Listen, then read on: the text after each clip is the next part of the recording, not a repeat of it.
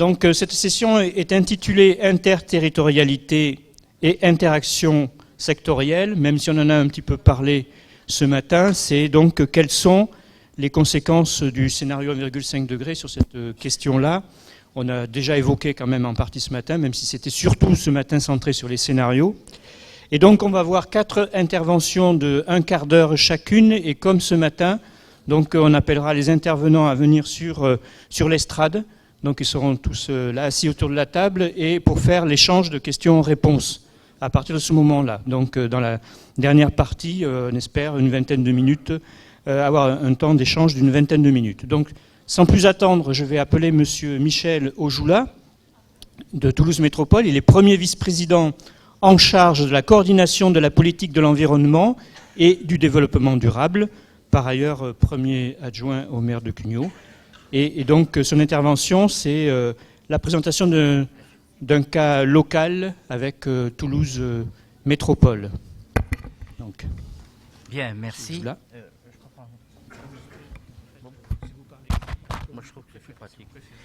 Merci beaucoup. Eh bien, mesdames, messieurs, je suis très heureux donc de me retrouver devant vous pour ces rencontres, et je voudrais tout d'abord vous présenter, vous dire bienvenue à Toulouse, vous présenter les salutations du président de la métropole, Jean-Luc Moudenc, qui m'a chargé de vous faire part de tout l'intérêt qui porte à la thématique du jour et à vos réflexions. Alors vous m'avez demandé aujourd'hui de traiter d'un vaste sujet, la traduction du rapport du GIEC dans nos territoires. Tout d'abord, alors comment ça marche cette histoire? C'est là? Voilà. Je ne suis pas très doué, excusez-moi. Tout d'abord, donc, quelques mots au sujet de vous présenter le plan climat, air, énergie territoriale de la métropole, qui s'inscrit, comme vous le savez, dans un contexte mondial de réchauffement climatique et de problématiques liées aux ressources énergétiques. Comme l'a indiqué le GIEC, vous avez déjà dû fortement le souligner ce matin, les 10 années à venir seront cruciales pour amplifier l'action contre le dérèglement climatique. Et localement, une analyse des projections climatiques sur notre région montre une poursuite du réchauffement annuel jusqu'aux années 2050, quel que soit le scénario. On attend donc un allongement moyen de la période de sol sec, tandis que la période humide se réduit. L'humidité, elle, moyenne du sol, en fin de siècle, pourrait correspondre sur notre territoire aux situations sèches extrêmes d'aujourd'hui. Le changement climatique est donc déjà en marche et il est mesurable sur le territoire de la métropole, particulièrement sensible aux événements extrêmes et notamment vagues de chaleur, sécheresse des sols, pluies extrêmes. Et ces évolutions vont se poursuivre et s'intensifier au moins jusqu'au milieu du XXIe siècle. Le plan climat vise à apporter une réponse locale aux enjeux environnementaux et économiques posés par ce réchauffement climatique à travers la mise en œuvre d'un programme d'action 2018-2023 opérationnel, évolutif et participatif porté par la métropole et s'appuyant également sur la mobilisation des acteurs locaux et des habitants. Alors sa construction s'est faite avec l'appui de multiples partenaires et à l'issue de nombreuses consultations et rencontres avec les communes, les EPCI, les métropoles voisines, la région, les associations.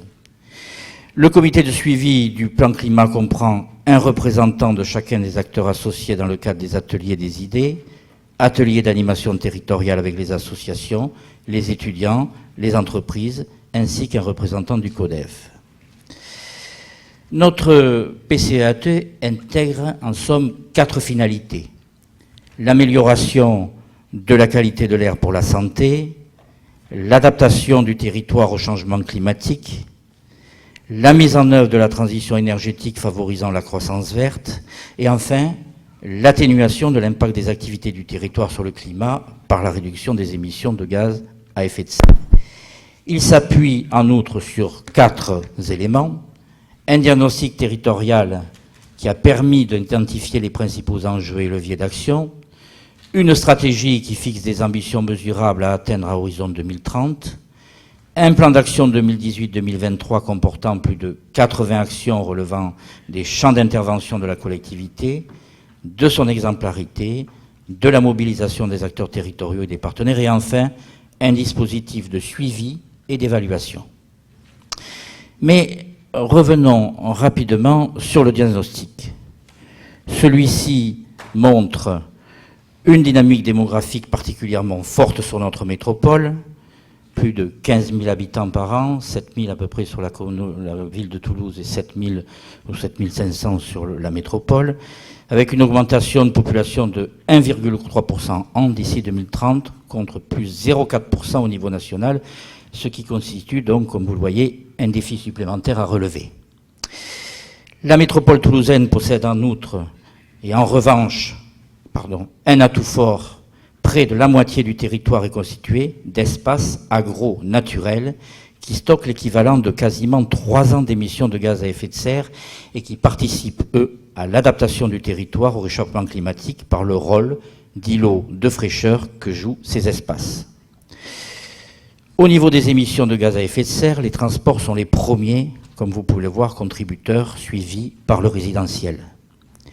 Et on retrouve la même situation vis-à-vis de la qualité de l'air, qui est un enjeu majeur de santé pour la métropole.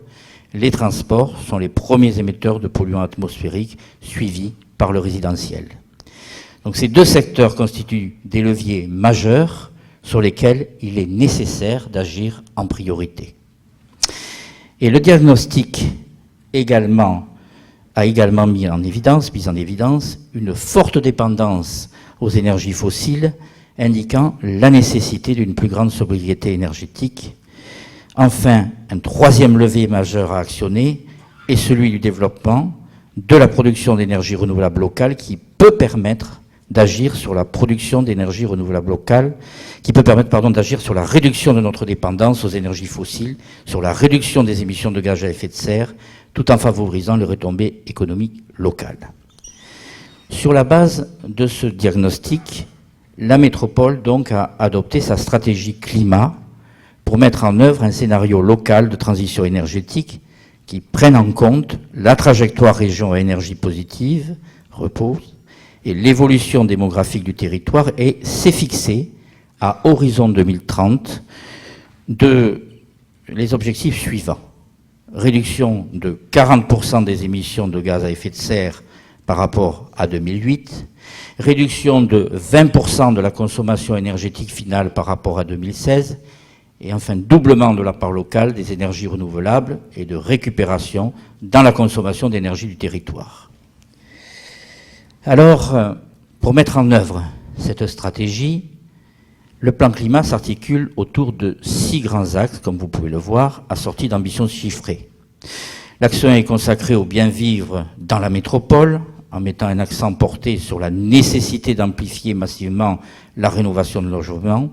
On retrouvera donc dans cet axe les actions de rénovation énergétique, mais également des projets d'aménagement exemplaires ainsi que des actions de préservation des espaces de nature. Le second volet est consacré, lui, à l'écomobilité, déploiement des transports en commun, métro, téléphérique, linéo, et des modes de déplacement actifs, vélo, marche à pied, mais aussi covoiturage, offre de mobilité propre, électrique, gaz naturel ou encore transport des marchandises, font partie des actions de cet axe. Le 3e axe est quant à lui dédié au développement des productions et des consommations d'énergie renouvelable locale.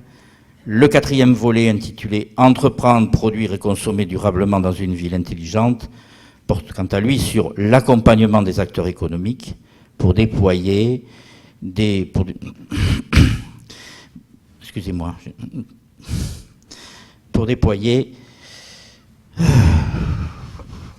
on y voit très très mal, et en plus, voilà, nous en sommes au 3e volet qui est lié au développement des productions et des consommations d'énergie renouvelable locale. Le 4e volet est intitulé « Entreprendre, produire et consommer durablement dans une ville intelligente » qui porte sur l'accompagnement des acteurs économiques pour déployer des projets durables, pour développer une agriculture périurbaine de proximité et de qualité et sur l'accompagnement de l'évolution des modes de consommation.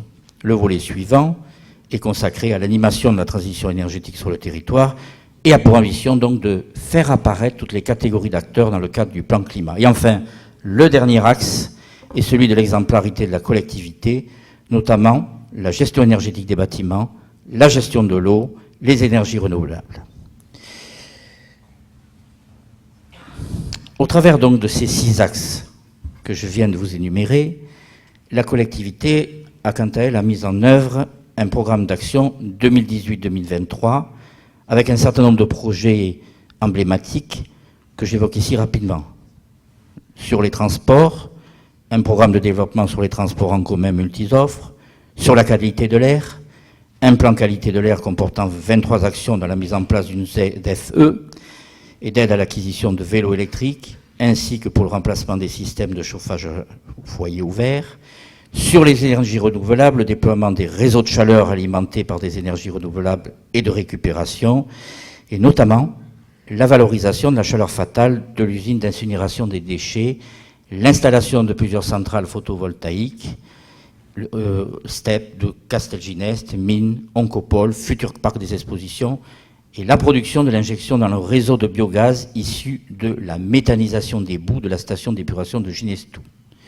Sur l'agriculture, construction d'un projet alimentaire territorial pour rapprocher les consommateurs des producteurs régionaux, faciliter ainsi l'accès à une alimentation saine et durable. Et enfin, sur la consommation, mise en place d'une stratégie métropolitaine d'économie circulaire visant à multiplier dans les entreprises des actions concrètes qui permettront de réduire l'empreinte environnementale.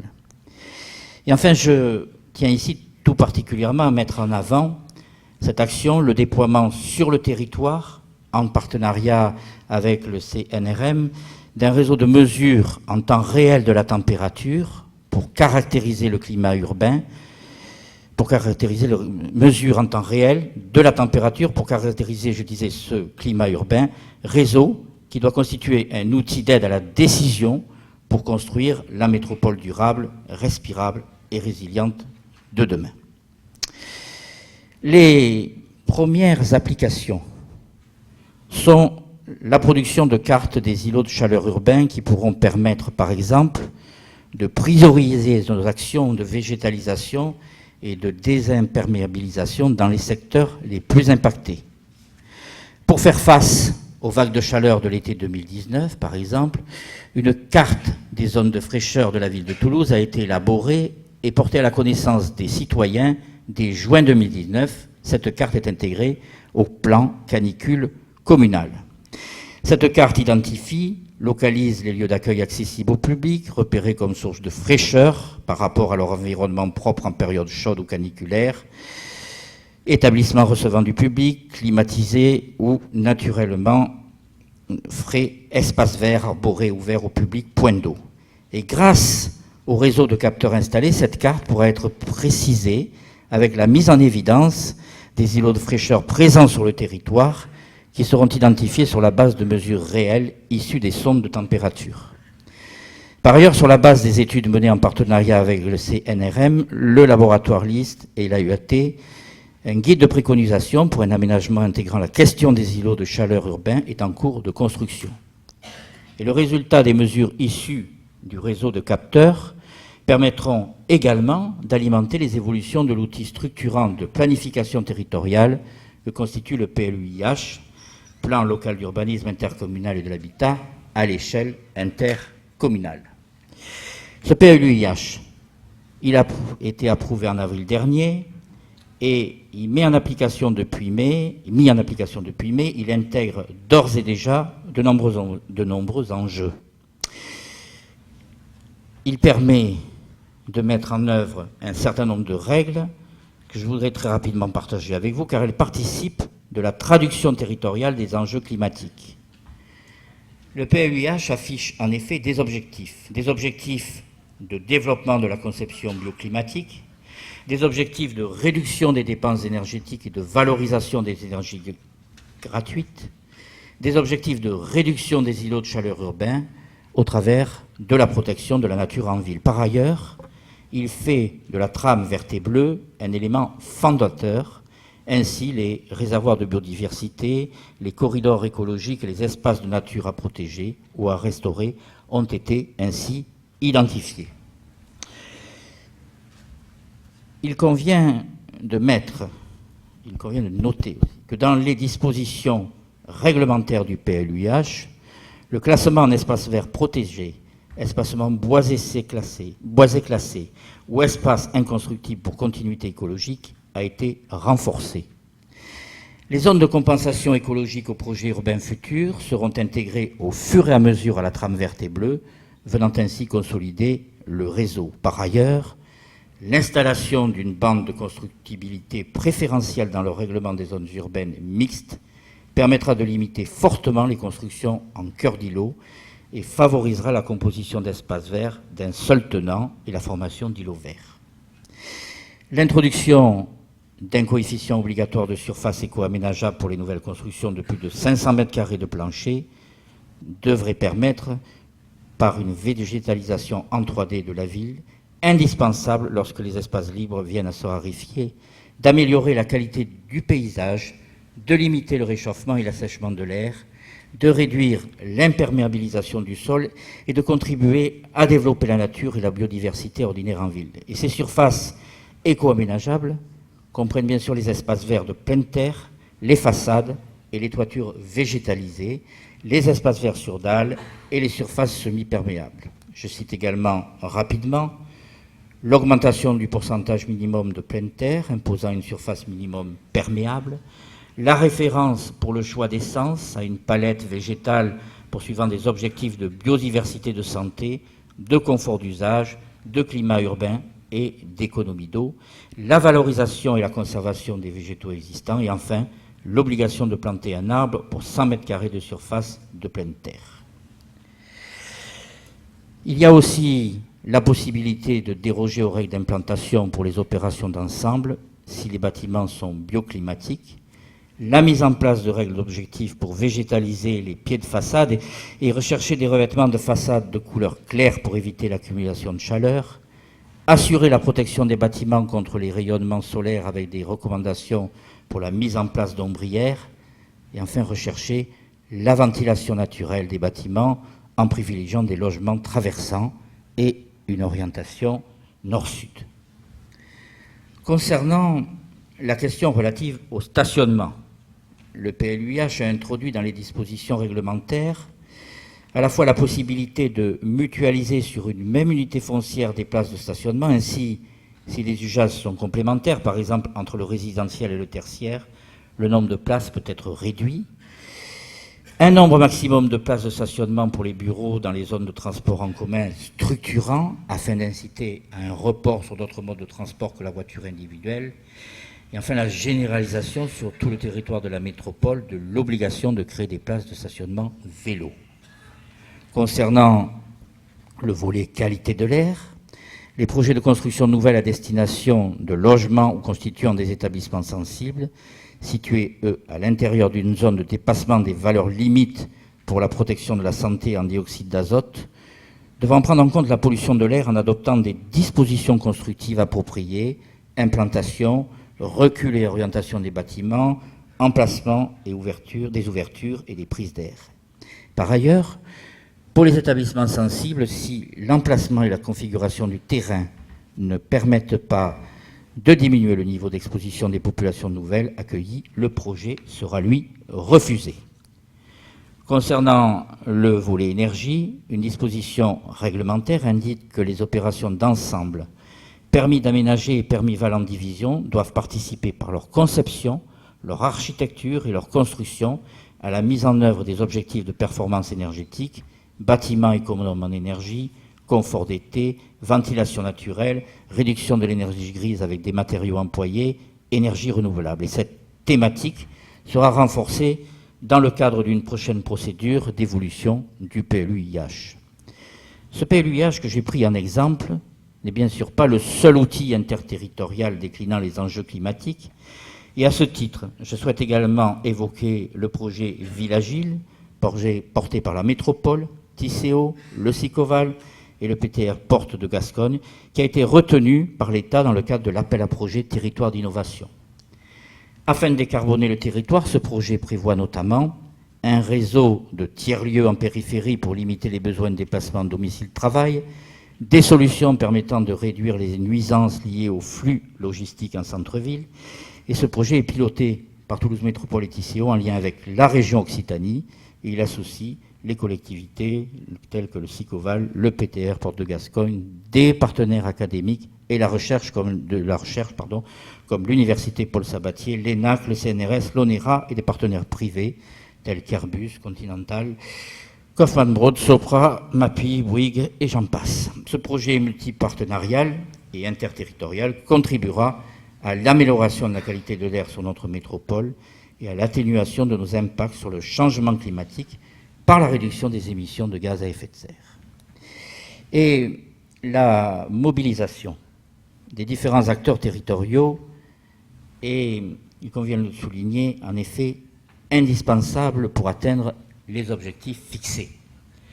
Chacun a un rôle à jouer, c'est par la multiplication des actions que la transition énergétique pourra s'effectuer. Et aussi dans le cadre de son plan climat et de son rôle de coordinatrice de la transition énergétique, la métropole a engagé un plan de mobilisation spécifique pour impulser une mécanique, identifier les opportunités et les synergies, animer un réseau d'acteurs, rencontres citoyennes, consultations en ligne, ateliers des idées avec les entreprises, les associations, les étudiants, les communes métropolitaines, pour mettre en réseau chaque famille d'acteurs autour des enjeux plan climat et démultiplier les actions, hackathons, semaine du développement durable, village du climat. Enfin, le PCEAT de Toulouse Métropole, de Toulouse Métropole, est un plan agile, un plan évolutif. Il est accompagné d'un dispositif de suivi des actions et fera l'objet d'une évaluation intermédiaire au bout de 3 ans et d'une évaluation complète au bout de 6 ans, tout en étant suivi chaque année par les indicateurs. Je voudrais également vous informer que Toulouse Métropole a obtenu en juin dernier le label européen Citergie qui distingue sa politique climat, air, énergie. Voilà, mesdames, messieurs, les mesures que Toulouse Métropole veille et veillera à mettre en place. Je voudrais vous dire que nous sommes convaincus de l'urgence de ces actions et de l'accélération nécessaire de leur mise en place. Je crois que nos concitoyens y sont prêts. L'actualité nous y pousse malheureusement chaque jour. Et parler, réfléchir, c'est bien.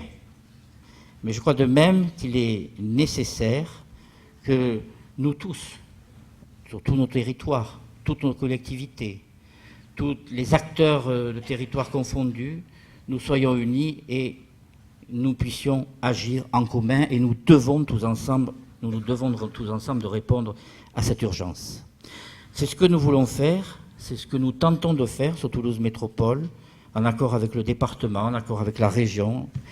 Et je voulais vous remercier pour votre attention, vous remercier pour avoir partagé vos réflexions et vous dire qu'elles nous permettent, ces réflexions, de prendre encore plus conscience de l'urgence et de toutes les actions qui nous attendent et que nous devons entreprendre. Je vous remercie.